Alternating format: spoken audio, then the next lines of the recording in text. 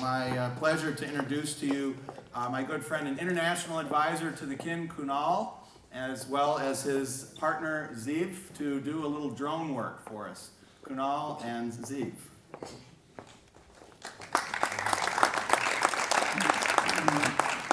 Can everyone hear me? All right, check. Welcome, everyone. Thank you for having us, Rob. Appreciate your willingness to give us the stage, and we want to show you our capabilities with X-Fold, which is the drone you see here.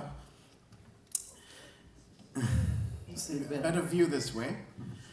This is the anatomy of a drone, if you've not seen it before. And I'm going to give it to my friend Ziv to start off and share with you the story of X-Fold and where we are and where we're going for the future, which is foresight. Cool. Roll, Marshall. Thanks, Kunal. Marshall, please roll. Okay, so first it's great to be here. Thanks again for the opportunity to show our drones. So there are a lot of different drones, different sizes, different use. We specialize in unique, heavier payload applications. So our design allowing us to add more power to the drones without making it too big. So basically our drones right now can lift up to 250 pounds stress. And we're using it for different applications. This is our drone family, the X-Fold Spy, Travel, Cinema, and the Dragon that we see here. So here, for example, we're showing in 2015 we were able to lift 35 pounds payload of this bicycle test, and then we thought, hey, how we can make it stronger and more reliable to be able to fly longer duration. And then last year we were training with Navy SEALs for different applications, and we were able to fly almost 65 pounds. And basically their application was they were looking for a way to take off with their fixed wings from a boat. And then obviously they don't have runways, so we suggested that we can just lift them up 1,000 feet and release them, and then they'd be able to take off.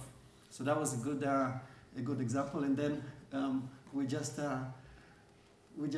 did some stress tests, and they couldn't believe that we can actually lift that payload.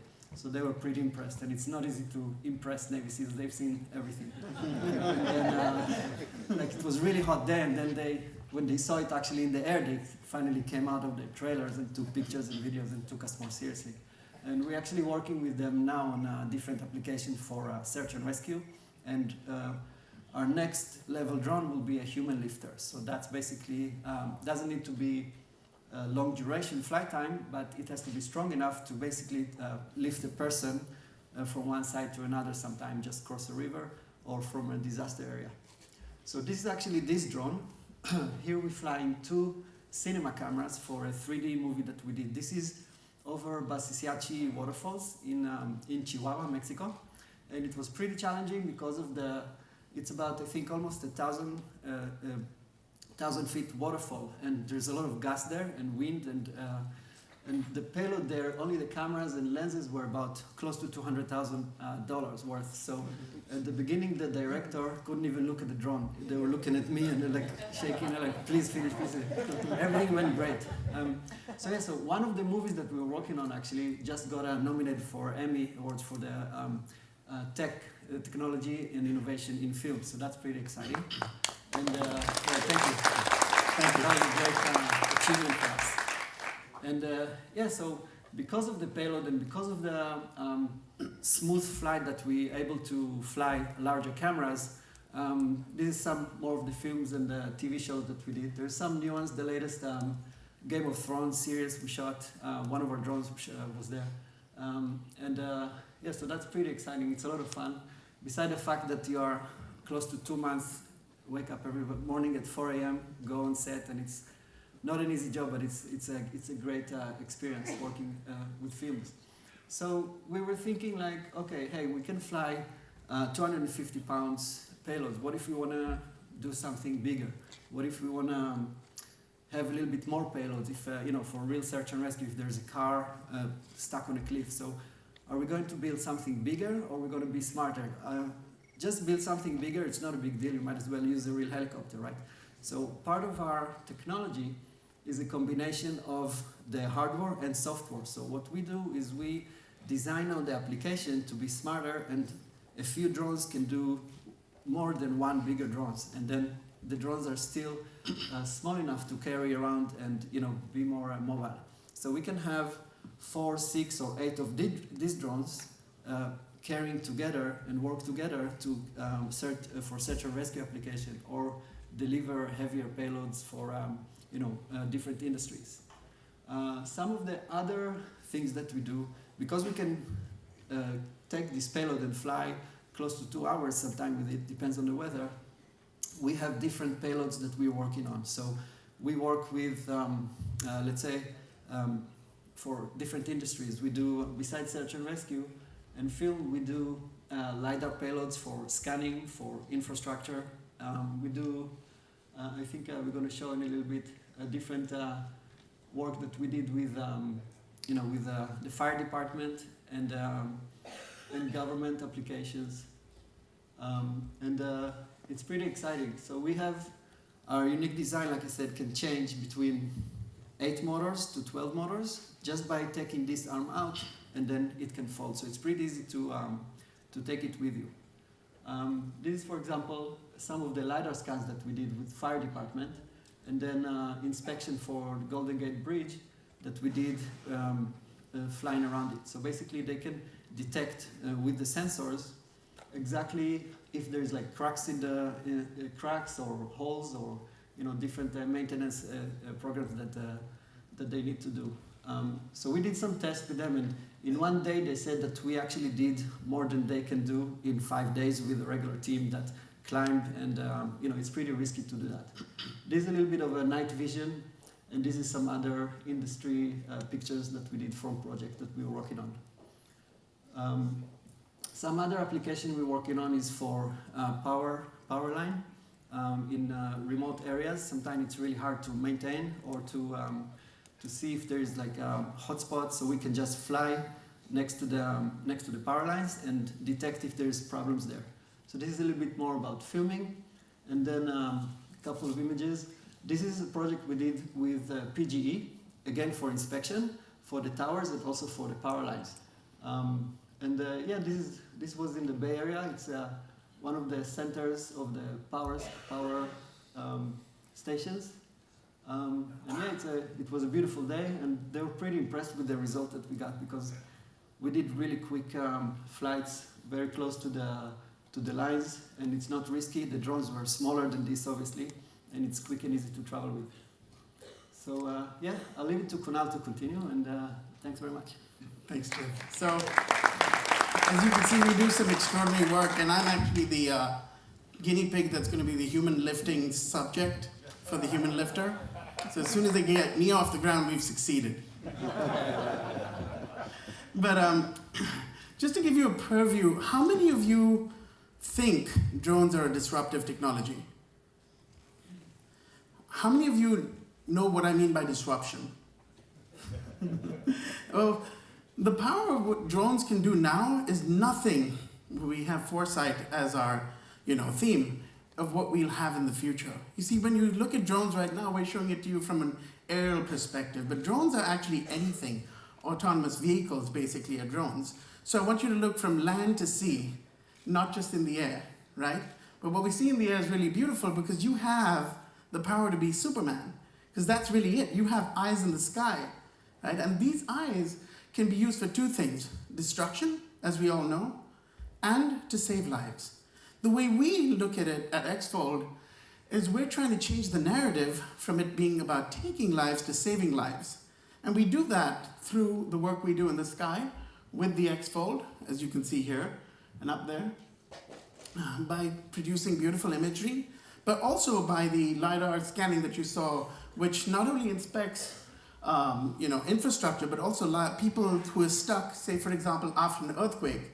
2 years ago, there was an earthquake, if you remember, in Nepal, that was devastating. And we went in there as a rescue team and actually found that it was so helpful to the people on the ground.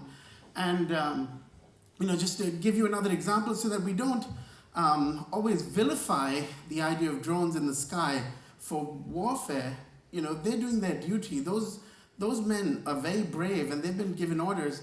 And in fact, in many ways, it serves something very powerful that would have actually ended in losing a human life before. So when a SWAT team goes in right now, you can actually have a drone go into a tower, which is probably booby-trapped or with terrorists, and do a scan of the survey before someone has to go in and risk their life. So it avoids collateral damage.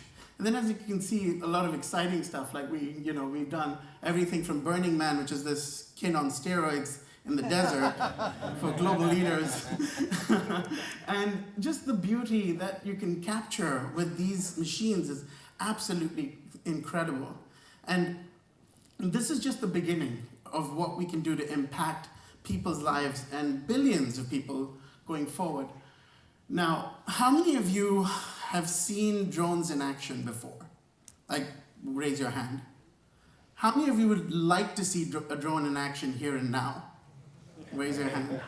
Okay, so we're just going to show you a brief moment of what's going to happen in the room in about 10 seconds or so. So don't be alarmed. But the power of a drone really is like, this is, Rob was part of all of this testing with us. So you see this. We're going to do this right now for you in this room. All right? And this is actually, okay, jokes aside, this is actually Expendables 3, and this is all drone footage. Okay, this is pretty extraordinary. What a helicopter, which would have costed 10x and has 300 moving parts, now can be done with this extraordinary flying machine with 6 parts. So you see the innovation and the disruption right there. And we actually were blessed to be a part of this Expendables 3 cinematography experience. And now we would love to show you what it feels like to have a drone in the sky right here in the room with us. So Ziv, take it away. Take off. It's safe. We have signed waivers, yes, Ron?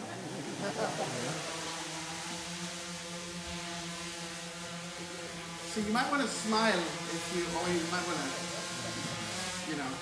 because you're being filmed live right now by this drone halfway in the sky. And this is a DJI-inspired drone, which is largely used for spectral imaging. And as you can see, it has the ability to really hover, and right now it's loud because we're in a closed, confined environment, but if I was 200 feet in the sky, you would not hear this. It would be pretty much stealth to anyone in this room. You would not know you were being watched. So a drone can actually watch you from anywhere now without you really noticing that it's present. And that's one of the most incredible things about drones. So now you guys could really see that we're watching you through that camera, and we've got a really good panoramic view of all of you not smiling right now. So this is going to be one fun video, Rob, of the Kin Global Leaders. But that's just a small, so that I'm an alma mater, this is my alma mater, I don't want to get in trouble. This is just a small demonstration of what drones can do, and we hope you'll join us in the future if possible. And thank you so much. Ziv, of course, thank you. Thanks, Kunal. Thanks. That was neat. We were all, of course, hoping that this thing would take off. Anyway. That would get you and me. Yeah, it might, but who cares? So, everything for the show. So, Kunal asked an important question. Do you really know what disruption is? We use the word all the time. People say, oh, this is disruptive, and they either mean it positively or negatively, depending on which side of the disruption they're on. Every entrepreneur tends to assert that this thing is disruptive, and every company that's facing something says, oh, that horrible disruptive technology. But you need to know disruption when you see it, because it's different. There are lots of kinds of innovation, and many of them are not formally disruptive. In the Clayton Christensen sense of the word, it's important to recognize the difference. In the Clayton Christensen sense of the word, he says they start at the bottom. I believe they also can start at the top and work their way down into a market. He says no. I think he's wrong, but we won't go into that now. They start at the bottom of the market. They're junkier. They're worse. How would this early drone, which was a hobbyist toy, by the way, is an interesting evolution from DARPA and hobbyists at the same time. How would this early drone compare to a helicopter? No way.